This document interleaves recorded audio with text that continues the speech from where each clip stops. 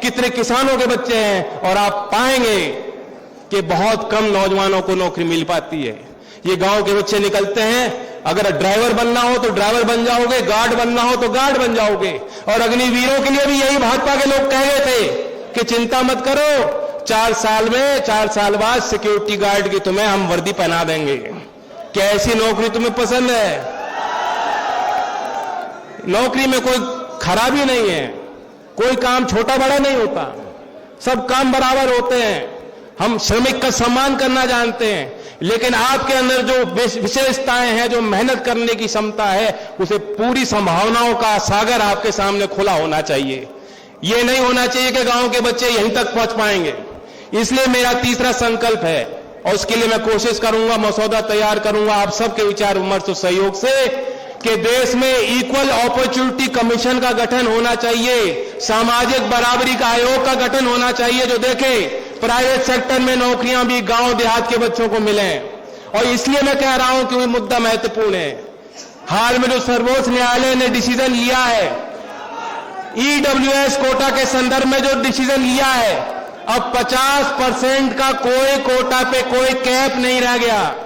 विभिन्न राज्यों में 50% से भी ज्यादा कोटा मिल रहा था। हमने राजस्थान में भी देखा था, गुर्जर समाज के ओर से एक बड़ा आंदोलन यहां चलाया गया था, उसका समर्थन भी बहुत लोगों ने किया।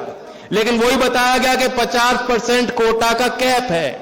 लेकिन अब सर्वोच्च न्यायालय के हाल के डिसीजन के बाद दोबारा सामाजिक न्याय के झंडे को लेकर गांव के पगडंडी तक हमें यह नारा लेके जाना है, क्योंकि हमारी वोट बराबर है, समाज में भी बराबरी हमें मिलनी चाहिए। ये हमारा मौलिक अधिकार है, ये संविधान के मूल ढांचे का हिस्सा है, और एक एक नागरिक का अधिकार बनता है।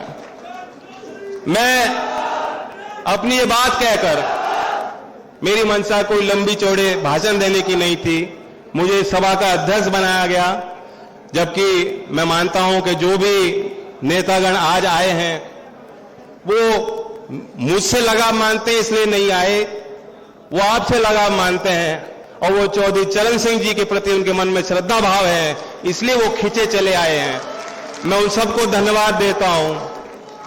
और लोकदल के जो हमारे वरिष्ठ, हमारे जिले के 22 साल से अध्यक्ष रहे हैं, हमारे कार्यकर्ता कितने कमजोर क्यों ना हो, और हमारे कांग्रेस पार्टी जो राज्य सरकार चला रही है, उनके भी कार्यकर्ताओं ने जिस तरह से मेहनत करके इस मंच को सजाया है, मैं धन्यवाद देता हूं।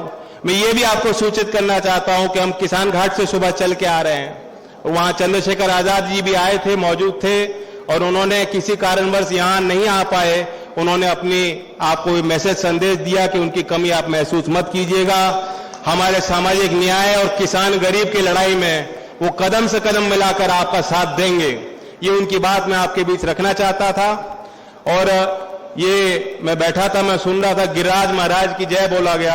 हम तो लोक देवताओं को ज्यादा मानते हैं, लेकिन अब लोग बुरा मान जाएंगे कि दाऊ जी महाराज की जय ना बोलूं तो, या राजा रानी की जय ना बोलूं तो ब्रज के कण कण की जय, ब्रज की जनता की जय, देश के किसान मजदूर की जय, हमारे भाईचारे की जय। धन्यवाद।